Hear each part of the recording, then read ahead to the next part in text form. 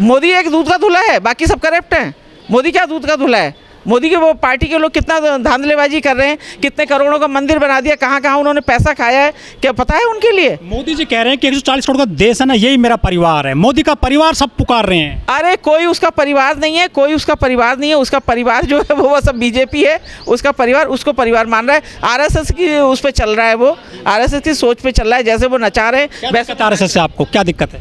RSS गुंडागर्दी करती है पार्टी। राष्ट्रवादी संगठन है वो। कोई राष्ट्रवादी संगठन नहीं है, कोई राष्ट्र के लिए वो नहीं कर रहा है। वो अपनी भगवा झंडा लहराया है। विदेशों में जाके कहता है कि मैं बौद्ध की धरती से आया हूँ, यहाँ पे भगवा झंडा लहराता है। मंदिर में रोजाना 2 लाख लोग जाते हैं दर्शन करने के लिए। तो उससे क्या नौकरियां मिल जाएंगी? उससे क्या लोगों का ज्ञान बढ़ जाएगा? मजबूत हो रहा है। धर्म मजबूत करके क्या करना है? ऐसे धर्म का हमें क्या करना? मंदिर नहीं चाहिए था हमें, तो स्कूल चाहिए था, कॉलेज चाहिए थे, विद्यालय चाहिए थे। मेडिकल कॉलेज खोलो, इंजीनियरिंग कॉलेज खोलो, जॉब दो, सरकारी नौकरी करो, नौकरियों में जगह दो। सारा सरकारी नौकरी ख़त्म करके प्राइवेटेशन कर दिया। प्राइवेटेशन में उन्होंने अपने अडानी अंबानी और उनके लिए सबके लिए बना दिया ना, सबके लिए उन्हीं को इंचार्ज बना दिया ना। सब उनके हाथों बेच रहे हैं। मोदी जी की गारंटी चल रही है देश में।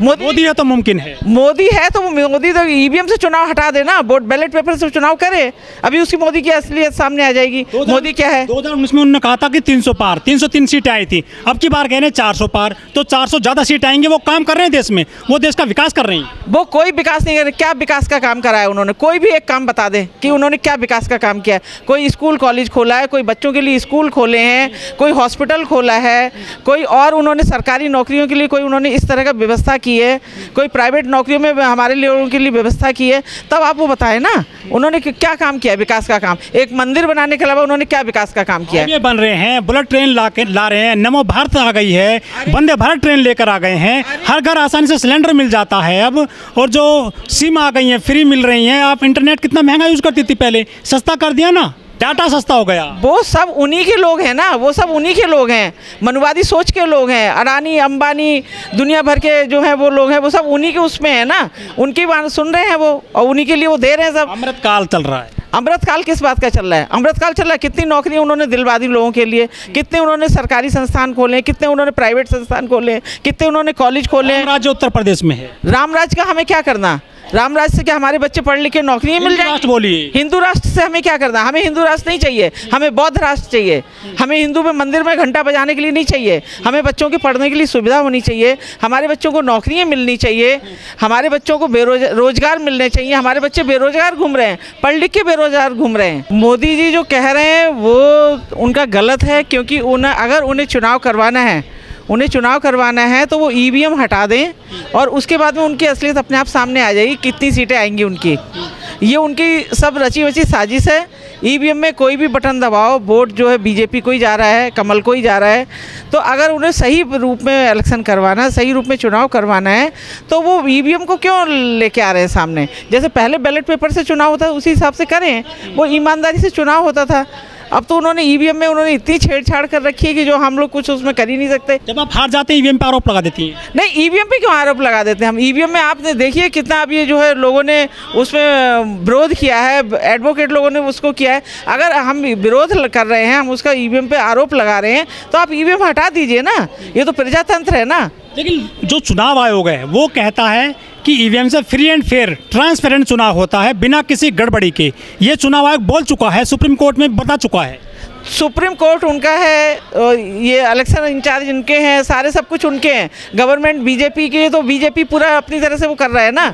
तो बीजेपी ने उन्होंने अपनी तरह से बोल रखा है, उन्होंने सब अपना कर रखा है, सब उनके कब्जे में है। जो जज उनके फेवर से अलग अगर वो करता है तो उस जज को ही हटा देते हैं। मोदी जी कहते हैं कि हमने 9 साल के अंदर 25 करोड़ लोगों को गरीबी रेखा से बाहर कर दिया है। गरीबी रेखा से क्या बाहर कर दिया उन्होंने? खाने के लिए अनाज दे दिया, वो गरीबी रेखा से दूर हो गए क्या? या उन्होंने लोन दे दिया, उससे क्या गरीबी रेखा से दूर हो गए? कोई उन्होंने कुछ नहीं किया है। बताए ना उन्होंने कितने लोगों को पढ़ा लिखा के बाहर भेजा है, कितने लोगों को उन्होंने वो किया है। डंका बज रहा है मोदी जी का पूरी दुनिया में। मोदी जी का डंका तो वो इसीलिए बज रहा है ना, क्योंकि आरएसएस और वो सब अभी देख लिया ना, केजरीवाल के लिए उन्होंने जेल में डाल दिया। जब भी इलेक्शन होते हैं तभी वो सारे नेताओं को जेल में डालना शुरू कर देते हैं। तो उनके मतलब रह गए अकेले ढपली बजा रहे हैं, उन्हीं की राग उन्हीं की ढपली। हर आदमी बीजेपी में जा रहा है, आप कह रहे हैं अकेले कहाँ हैं वो? बीजेपी में उनकी सोच के लोग जा रहे हैं ना, हम लोग तो नहीं जा रहे हैं ना। कांग्रेस बीजेपी के लोग चले गए, बाकी पार्टियों के लोग भी चले गए, बीएसपी के चले गए, सपा के चले गए। तो जो उनका विरोध करता है उसको वो जेल में डाल देते हैं, तो इसलिए वो लोग डर से उसी में जा रहे हैं। इन्होंने देश को लूटा है, वो लोग करप्ट लोग जा रहे हैं जेल। अभी उन्होंने आम आदमी पार्टी के 3 लोगों के लिए, 3 एमएलओ के लिए उन्होंने बोला कि आप हमारी पार्टी में आओ, नहीं तो हम आपको भी जेल में डाल देंगे। केजरीवाल को डाला, मनीष सिसोदिया को डाला, सत्येंद्र जैन को डाला, कितने लोगों को उन्होंने जेल में डाल दिया। इसीलिए ना करप्ट लोग जेल जा रहे हैं ना, क्योंकि करप्ट नहीं, जो उनके खिलाफ आवाज उठाता है उसको जेल में डालते हैं, और जेल में डाल के और उसके बाद में इलेक्शन के बाद में सब वो बाहर आ जाएंगे, सब उनको बाहर निकाल देंगे, तब वो दूध के धुले हो जाएंगे क्या? मोदी भाई यही तो चाल चल रहा है ना, ताकि उनके खिलाफ कोई आवाज ना उठाए, इसलिए वो ये जेल में डाल देता है। 400 पार सीटें आएंगी। 400 पार क्या, वो तो 500 पार भी सीटें कहते हैं कि आ जाएंगी, क्योंकि उन्होंने ईवीएम में इस तरह की सेटिंग कर रखी है। ईवीएम की सेटिंग में अभी वो दिखा दें कि भाई कोई किसी को भी वोट दे रहा है और ना उस पे मोदी जी ने बड़ा काम ये किया कि धारा 370 हटाई जम्मू कश्मीर से, 35 से हटाया, 3 तलाक खत्म कर दिया, मंदिर का मामला खत्म कर दिया। तो उससे हमारा क्या नॉलेज बढ़ गई, उससे हमारा क्या हमारे बच्चों को रोजगार मिल गया। हमें सबसे पहले जो है भाई पढ़ाई लिखाई करा के तुम बच्चों के लिए रोजगार दो। नक्सलवाद खत्म हुआ है, जम्मू कश्मीर में पत्थरबाजी खत्म हो गई। नक्सलवाद सारे बीजेपी के लोग कर रहे थे, वही पत्थरबाजी कर रहे थे, वही पार्लियामेंट में हमला कर रहे थे, सारे बीजेपी के लोग थे। अब जब से बीजेपी गवर्नमेंट में थी सब शांत होकर बैठ गए, वो इसीलिए कर रहे थे सारे लोग। कह रहे हैं कि बहन जी को पीएम बनाएंगे, कैसे बनाएंगे, अकेली रह गई हैं वो तो। कोई बात नहीं, हम लोग सारे संगठन मिलके एक हो जाएंगे, बहन जी को पीएम बनाएंगे। ऐसे ही बनाएंगे जैसे हमने मुख्यमंत्री बनाया, 3 बार हमने यूपी में मुख्यमंत्री बनाया ना बहन जी को, 4 बार मुख्यमंत्री बनाया ना हमने, तो ऐसे ही हम दिल्ली में भी राष्ट्रपति अब तो प्रधानमंत्री बनाएंगे। पर हमें थोड़ा पड़ गई है बहन जी। हाँ, हम लोग कर रहे हैं उसका, उनका जो ईवीएम का है उसको ख़त्म करके हम जो बैलेट पेपर पे आएगा, असलियत में बैलेट पेपर पे ही चुनाव होना चाहिए। बहुजन लोग कहते हैं कि जो बहन जी ने काम किए थे 4 साल के दौरान उत्तर प्रदेश में, उनका प्रचार प्रसार ठीक से नहीं हो पाया। जितना विकास किया था उन्होंने, स्कूल कॉलेज बनाए, यूनिवर्सिटी बनाई, क्या सोचते हैं इस बारे में आप? नहीं, उन्होंने स्कूल कॉलेज बनाए हैं, यूनिवर्सिटी बनाई है, प्रचार प्रसार भी हुआ है। ऐसा नहीं है कि उनको 4 बार ऐसे ही मुख्यमंत्री बन गई। अगर उनका प्रचार प्रसार नहीं था या उन्होंने काम नहीं किया तो ऐसे ही वो 4 बार वो मुख्यमंत्री बनी है। ऐसे ही ये जो हमारी जो इतने लोग जो आ रहे हैं, हमारे जो इतने इकट्ठे हो रहे हैं अभी बहुजन समाज के लोग, तो वो बहन जी के कार्य को देख के ही तो हो रहे हैं ना।